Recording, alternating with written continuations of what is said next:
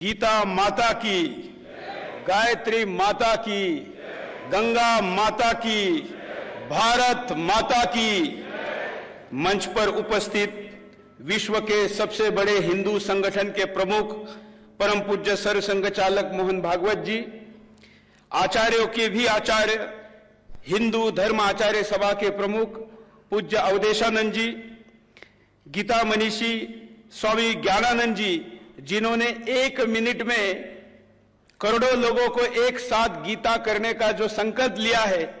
कुछ मीडिया के मित्र मुझे कह रहे थे कि 1 मिनट में क्या होगा। मैंने कहा कि ये वैक्सीनेशन जैसा है, ये 1 मिनट का वैक्सीनेशन हिंदू समाज लेगा तो उसकी इम्यूनिटी बढ़ेगी। और इसलिए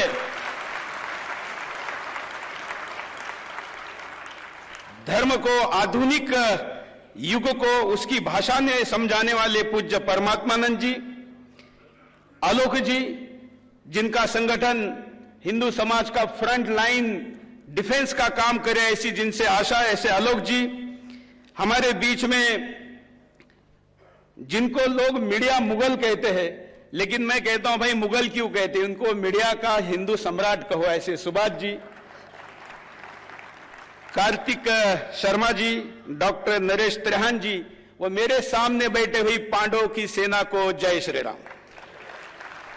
मैं सिर्फ 3 मुद्दे रखूंगा।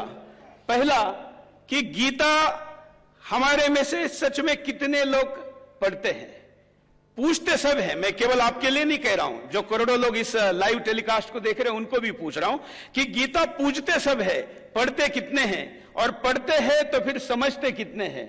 मुझे लगता है कि वो समझना जरूरी है, और उसलिए कम से कम गीता 1 मिनट के लिए पढ़ेगा, सुनेगा, श्लोक गाएगा तो उस दिशा में विचार भी करेगा।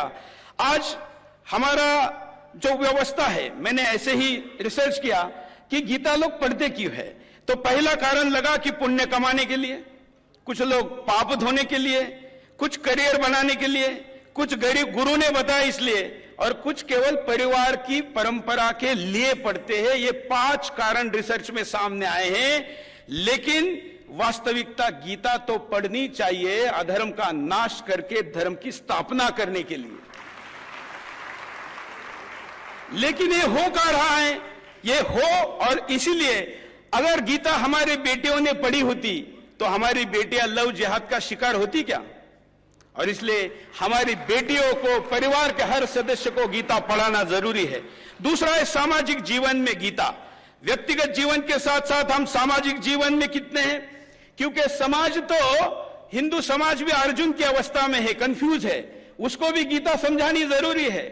हिंदू समाज को उसका शत्रु बोध नहीं है कि उसका शत्रु कौन है, और वो महाभारत हो या विश्व का कोई भी युद्ध हो, वो तब तक जीता नहीं जा सकता जब तक शत्रु कौन है ये पता ना चले। और मुझे लगता है ये अभियान आपका शत्रुबोध हिंदू समाज को कराएगा। इसलिए सामाजिक जीवन में गीता, हमारी देश की नीतियां भी गीता के अनुरूप बने, ये भी महाराज जी के मार्गदर्शन में हो। और तीसरा सबसे महत्वपूर्ण मुद्दा, यह आर्टिफिशियल इंटेलिजेंस का युग है।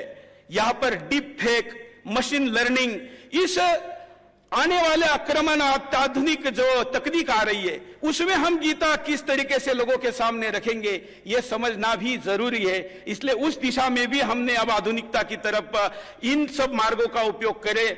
इसके लिए सुदर्शन की तरफ से जो भी कार्य देंगे हम करेंगे।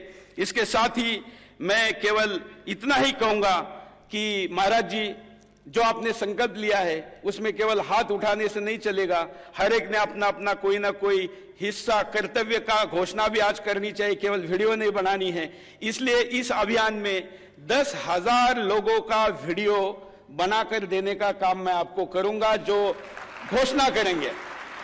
और कम से कम 1 करोड़ लोग कोऑर्डिनेशन में सुदर्शन की पूरी देश भर की टीम करेगी। आप जो दायित्व देंगे, आपके साथ हमें, जहां गीता है वहां योगेश्वर है, और योगेश्वर सुदर्शन के साथ है। धन्यवाद।